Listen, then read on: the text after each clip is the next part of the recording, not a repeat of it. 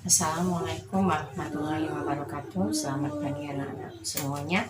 Hari ini kita akan belajar tentang membahas tentang perubahan wujud benda dari gas menjadi cair.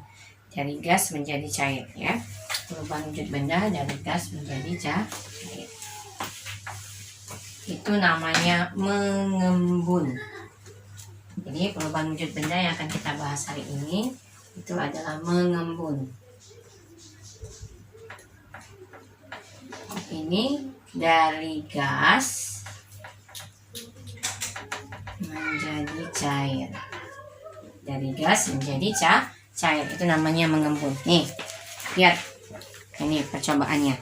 Jadi kita sering kadang minum es ya, minum es di rumah, anak-anakku semuanya minum es.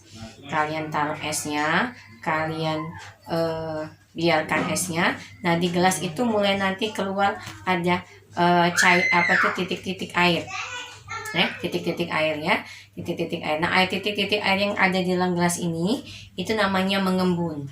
Satu lagi perubahan wujud benda yang mengembun itu adalah di pagi hari. Di pagi hari kita kadang sering melihat memperhatikan daun yang basah.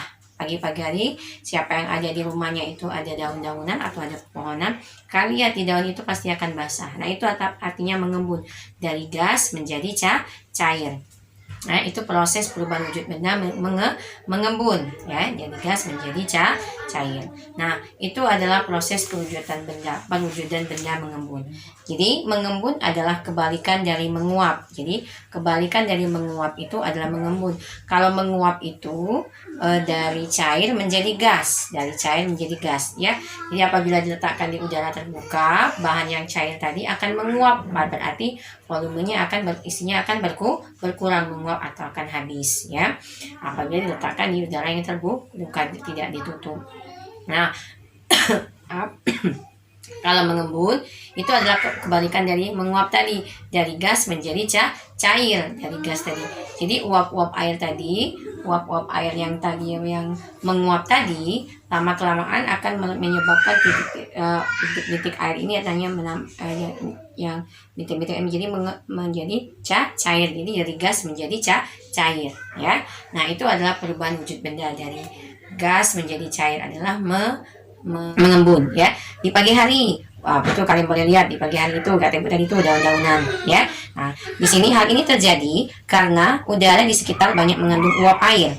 Ketika uap air bersentuhan dengan benda-benda yang lebih dingin atau suhunya rendah, maka uap air tersebut berubah menjadi bintik-bintik air. Jadi mengembun itu adalah ada bintik-bintik air di suatu benda. Nah, kalau gini kan, kalau kita lihat ini berarti bintik-bintik airnya di luar gelas ya, di luar gelas itu namanya mengembun ya. Jadi gelas ini mengalami mengembun. Kenapa? Karena ada suhunya itu lebih rendah daripada yang di dalam ya. Nah, satu lagi yang kata bunyi tadi, kalian boleh lihat daun-daunan, kalian boleh pegang daunnya agak ada bintik-bintik air ya, akan ada dia tuh. Nah, itu adalah ciri-ciri proses perubahan dari wujud benda menjadi dari gas menjadi cair mengembun ya.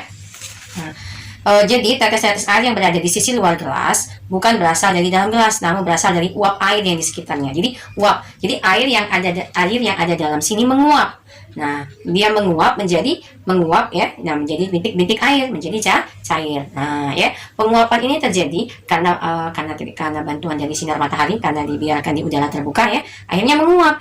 Nah, uap yang gas tadi yang ini menjadi bintik-bintik air. Nah, itu namanya mengembun ya. Kalau menguap tadi dari cair menjadi gas ya.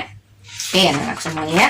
Nah, itu adalah perubahan wujud benda. Perubahan wujud benda dari gas menjadi cair. Jadi kita sudah membahas tentang perubahan wujud benda mencair, membeku, menguap, mengembun ya. Jadi sudah ada 4 perubahan wujud benda yang sudah kita bahas ya. Jadi mencair, yang pertama mencair, yang kedua membeku ya. Membeku tadi dari cair menjadi padat, kebalikan dari mencair tadi.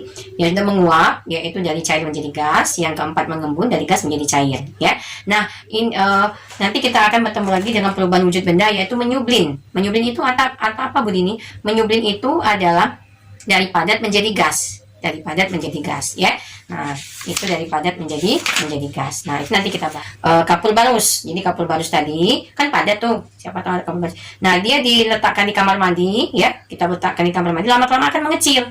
Dia menyublin, jadi dari padat menjadi gas. Dia menyublin ya, dari padat menjadi gas. Tolong air dia mengecil ya, kapur barus. Nah, itu kapur barus di usaha rumah, maka kapur barus akan mengecil atau habis. Satu lagi, pengharum ruangan ya, pengharum pakaian yang di lemari ya, pengharum itu kan kadang kita orang tuanya digantungkan ya. Nah, lama kelamaan jadi kecil habis. Nah, itu juga namanya menyublin ya. Tak menguap tadi dari cair menjadi gas, itu menguap. Nah, mengembun tadi dari gas menjadi cair. Nah, sekarang dari padat menjadi gas itu adalah menyublin. Jadi, kita bahas hari ini itu adalah dua perubahan wujud benda, yaitu mengembun dan menyublin. Mengembun dan menyublin ya. Nah, itu adalah perubahan wujud benda. Jadi, kalian akan menjawab pertanyaan satu. Apa yang dimaksud dengan mengembun? Yang kedua, tuliskan dua contoh perubahan wujud benda mengembun. Nomor 3,